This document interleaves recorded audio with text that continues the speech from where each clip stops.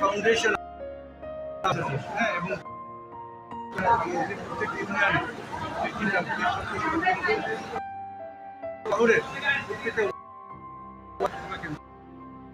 এতে করে আমাদের আছে আর ওয়ার্ড আছে আরো 3000